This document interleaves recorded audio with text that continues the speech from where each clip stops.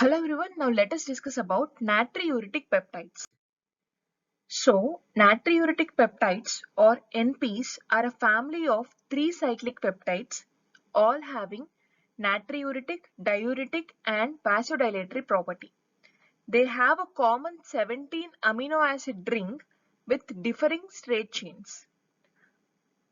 Coming to the classification, they are categorized into 3 types. The natriuretic peptides are atrial natriuretic peptide or ANP.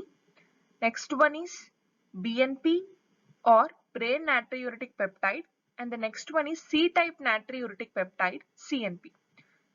So ANP, BNP and CNP are the 3 natriuretic peptides. These are cyclic peptides and they have a common 17 amino acid ring with differing straight chains. And both ANP and BNP are inactivated by neprilysin, which is nothing but a neutral endopeptidase. Neutral endopeptidase is also called as neprilysin, and both atrial NP and the brain NP, ANP and BNP, are inactivated by neprilysin. Now coming to ANP, it is a 28 amino acid peptide produced mainly by atrial myocytes and also by ventricles, certain neurons and lungs. And it is the major circulating natriuretic peptide. And the stimulus for release is mainly atrial and ventricular distension perceived by stretch receptors is the primary stimuli. And additionally, ANP release is triggered by blood volume expansion, sympathetic stimulation, which is mostly mediated by alpha-1 receptor mediated. And next, angiotensin 2, endothelin, vasopressin, aldosterone, and even intravenous saline infusion can also trigger ANP release. Now coming to the conditions in which raised ANP levels are seen. They are congestive heart failure, kidney failure, primary aldosteronism and inappropriate antidiuretic hormone secretion syndrome. So these are some of the conditions in which the atrial natriuretic peptide levels are raised. Coming to the synthesis of ANP, the cardiac myocytes, especially the atrial cells, they contain secretory granules and they synthesize a large peptide which is called as prepro-ANP, precursor pro-ANP. And this precursor pro-ANP is split into ANP and finally ANP is released in response to respective stimuli. Coming to the next natriuretic peptide, that is BNP. It exists in two forms, either in the form of 32 amino acids or in the form of 26 amino acid straight chain. And it is produced mainly by ventricles and also by brain and other organs.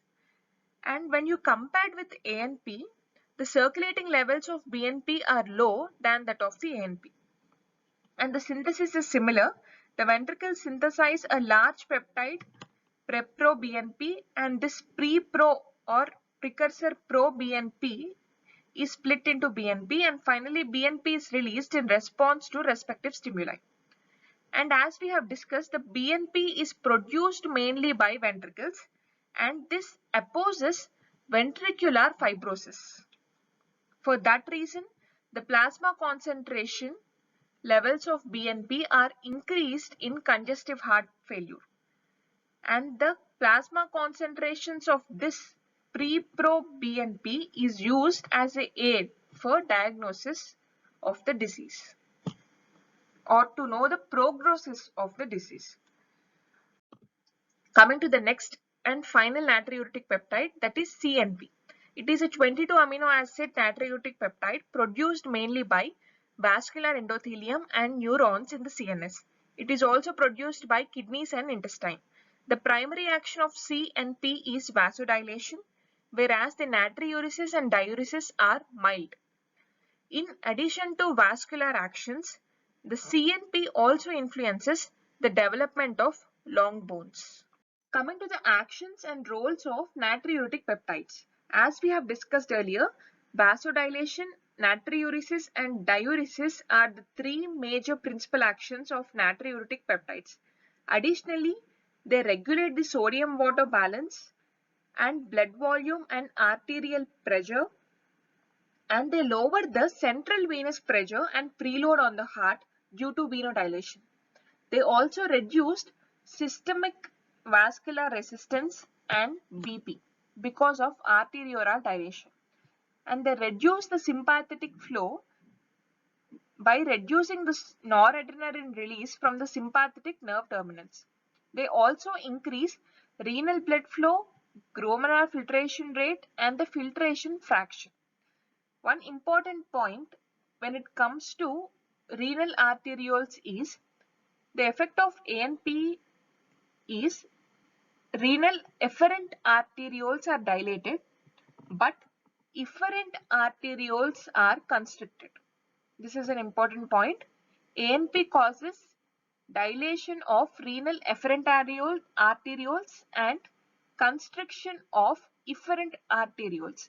As a result, the filtration pressure is increased, which leads to enhanced sodium excretion and increased glomerular filtration rate. And the additional factors are they reduce the proximal tubular sodium reabsorption, reduce renin release from the kidneys, and they decrease the plasma angiotensin and aldosterone levels. These are the various actions of natriuretic peptides. Coming to renin, angiotensin 2 and aldosterone mechanism. So the natriuretic peptides, they inhibit the release of renin from the kidneys, which translates to lower plasma angiotensin 2 levels, reducing the aldosterone production. So all three are interlinked. The natriuretic peptides, they inhibit the renin release, because of which the angiotensin 2 levels are decreased in the plasma, and this leads to reduced aldosterone production. And this action also contributes to the natriuresis function of natriuretic peptides. And generally, in contrast to drug-induced, especially furosemide and thiazide-induced natriuresis, the ANP-induced natriuresis is not accompanied by potassium loss because it also suppresses the renin, angiotensin 2 and aldosterone mechanism.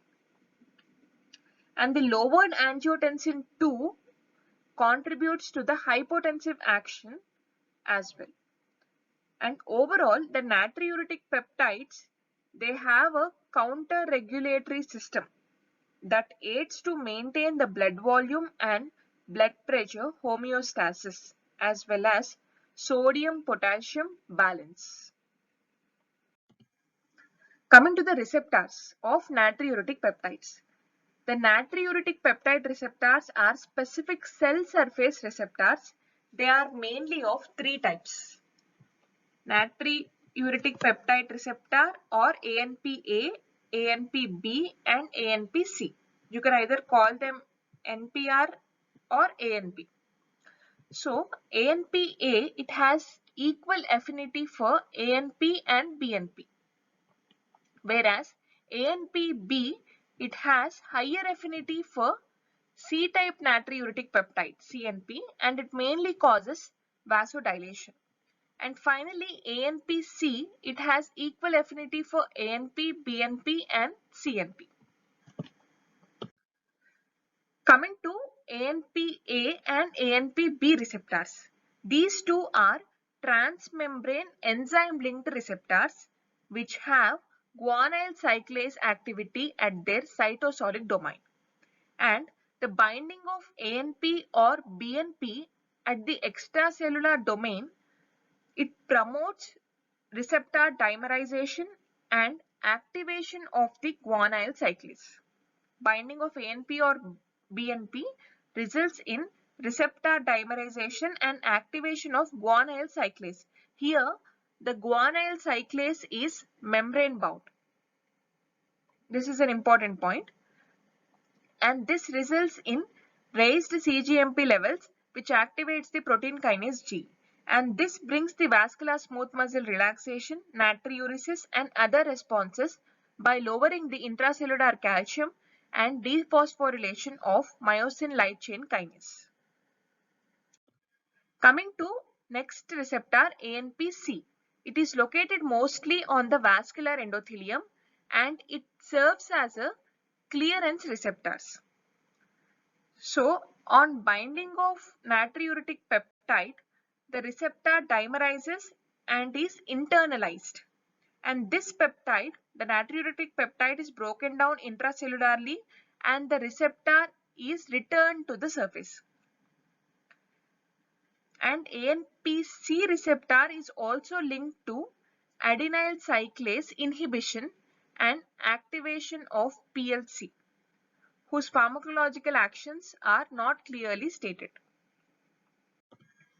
Coming to the clinical applications of natriuretic peptides.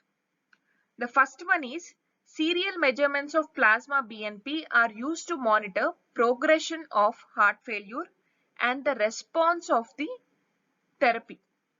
And generally the levels of BNP, they fall with improvement. So that is the first clinical application.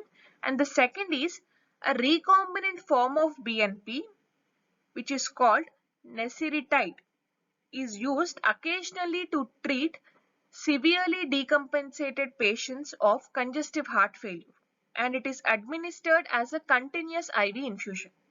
It benefits by causing natriuresis and diuresis, vasodilation, reducing the cardiac pre and afterload, and lowering the renin, angiotensin, aldosterone levels. And hypotension and renal injury are some of the risks, and the cost is very prohibitive or high. Coming to the clearance of natriuretic peptides, how they are cleared from the body. It occurs by enzymatic degradation as well as by receptor mediated internalization followed by intracellular breakdown.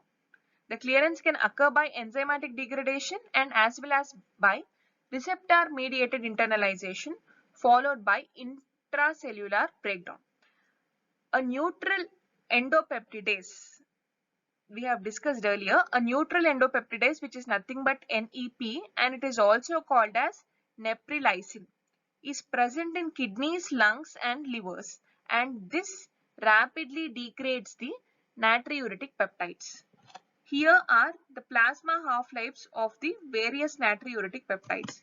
The first one is CNP, C-type natriuretic peptide. It has a marked receptor mediated removal and hence the plasma half-life is much shorter, which is less than 2 minutes. And when it comes to A and P, the plasma half-life is 2 to 5 minutes. When it comes to B and P, B-type natriuretic peptide, it has a less efficient receptor mediated removal and hence it has a longer half-life when you compare all the three natriuretic peptides. The plasma half-life of BNP is 4 to 20 minutes. Now coming to neutral endopeptidase inhibitors. As we have discussed earlier, the NEP or neprilysin enzymes, they majorly degrade natriuretic peptides, bradykinins, substance P and adrenomedulin. These are some of the vasodilator peptides. And because enzyme degrades these peptides, inhibitor of that particular enzyme can increase the level of these peptides in the body. Thereby, it can have a potential of treating congestive heart failure.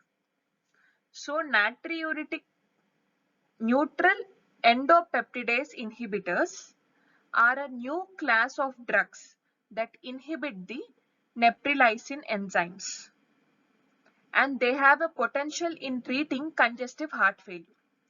Example is a non-peptide NEP inhibitor, which is called sacubitril, has been approved for the treatment of class 2 to class 4 congestive heart failure when combined with valsartan. Now coming to sacubitril. It is an orally active NEP inhibitor. It is a prodrug that is absorbed after oral ingestion and rapidly activated by esterases to sacubitril/lat. The sacubitril is a prodrug. It is activated by esterases to sacubitril/lat, and it acts by increasing the blood levels of natriuretic peptides and other vasodilator peptides, resulting in natriuresis, diuresis, vascular relaxation, lowering of angiotensin II and aldosterone levels. Coming to the pharmacokinetics, the bioavailability is 60%, plasma half-life is 12 hours, and it has a tendency to cross blood-brain barrier, but it crosses to a limited extent, and it is mainly excreted in urine and feces. In a clinical trial, sacubitril and valsartan combinations caused 20% greater reduction in the death or hospitalization for heart failure than enalapril in combination with one or more diuretics, beta blockers, and aldosterone antagonists. So, sacubitril and valsartan combination has been beneficial in reducing the morbidity and mortality rate for heart failure when compared with enalapril and other combined drugs. Coming to the side effects, they are hypotension, hyperkalemia, renal impairment, and angioedema is rare. Coming to the marketed formulations, they are Entresto and Vimada, which are available in 50, 100 and 200 mg tablets. Here, containing a 50 mg tablet contains 24 plus 26 mg. So 24 mg of sacubitril and 26 mg of valsartan. And similarly, a 100 mg tablet contains 49 mg of sacubitril and 51 mg of valsartan. And a 200 mg tablet contains 97 mg of sacubitril and 103 mg of valsartan. These are some of the marketed formulations of combination of sacubitril and valsartan. Thank you for watching. Please subscribe for further videos on pharmacology and other related pharmaceutical sciences.